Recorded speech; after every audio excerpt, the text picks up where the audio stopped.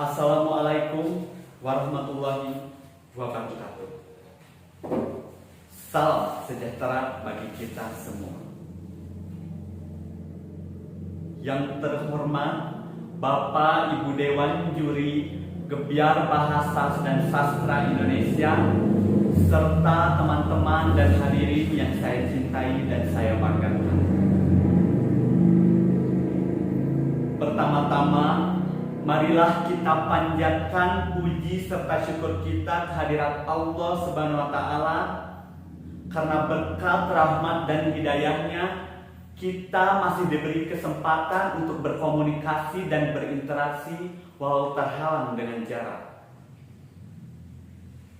Pada kesempatan kali ini, izinkan saya Muhammad Rizky Pratama dari SMA Negeri 15 Garut untuk menyampaikan sebuah pidato dengan tema pentingnya melestarikan budaya berbahasa dan bersastra di kalangan pelajar.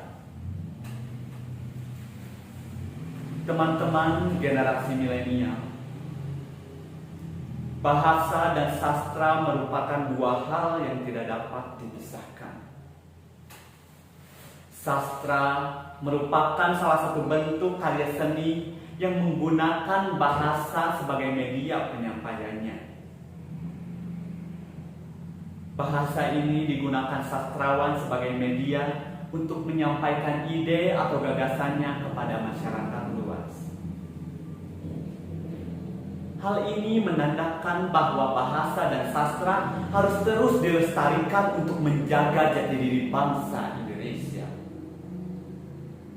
Lalu, bagaimanakah cara kita sebagai pelajar agar dapat melestarikan bahasa dan sastra di Indonesia? Untuk melestarikan bahasa dan sastra di Indonesia, kita dapat melakukan berbagai hal. Di antaranya, 1. Membudayakan bahasa dan sastra di kalangan pelajar dapat dimulai dengan menanamkan bahwa bahasa dan sastra itu menyenangkan. Bahasa dan sastra itu menyenangkan dibandingkan dengan hal yang lainnya. 2. Mempelajari karya sastra yang ada di Indonesia. Dengan mempelajari karya sastra yang ada di Indonesia, kita dapat menumbuhkan minat kita terhadap karya sastra yang ada. Setelah munculnya minat tersebut, diharapkan kita dapat menumbuhkan kecintaan kita terhadap bahasa dan karya sastra, serta kita dapat menumbuhkan kemauan kita dalam melestarikan karya sastra itu sendiri. 3. Belajar menggunakan bahasa yang baik dan benar.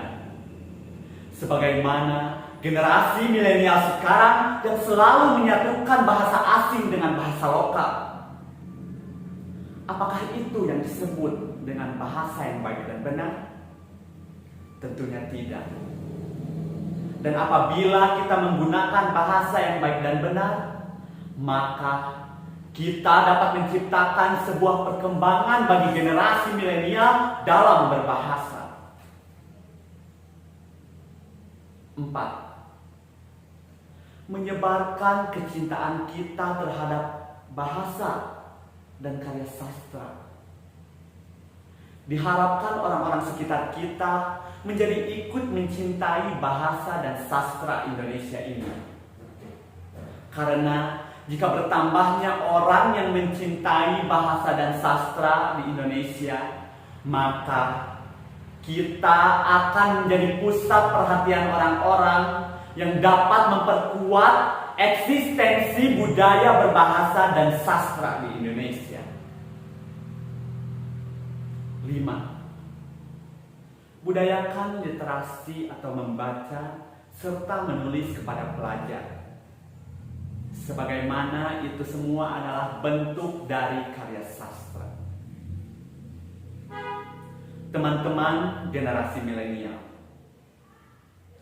Jadi kesimpulan dari apa yang telah saya sampaikan mengenai hal-hal untuk melestarikan budaya berbahasa dan sastra di Indonesia, bahwa kita sebagai bangsa Indonesia, khususnya sebagai seorang pelajar, harus bisa menggunakan bahasa sebagai media dengan sebaik-baiknya.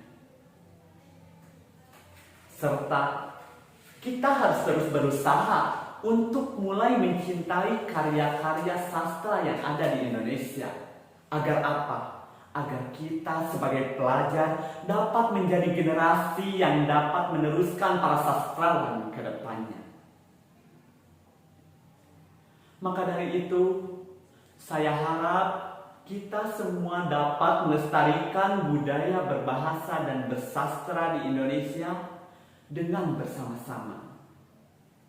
Karena jika kita melakukannya bersama-sama, maka kita akan mempunyai kekuatan yang sangat besar untuk melestarikan budaya berbahasa dan bersastra di Indonesia ini.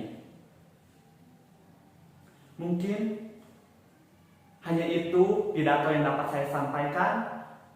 Mohon maaf apabila ada ucap atau kata yang salah, mohon dimaafkan. Baiknya pidato ini saya tutup dengan pantun. Sering-seringlah melihat kaca, jangan lupa untuk membaca mantra. Rajinlah menulis dan membaca untuk budayakan bahasa sastra. Wabillahi taufiq wal hidayah. Wassalamualaikum warahmatullahi wabarakatuh.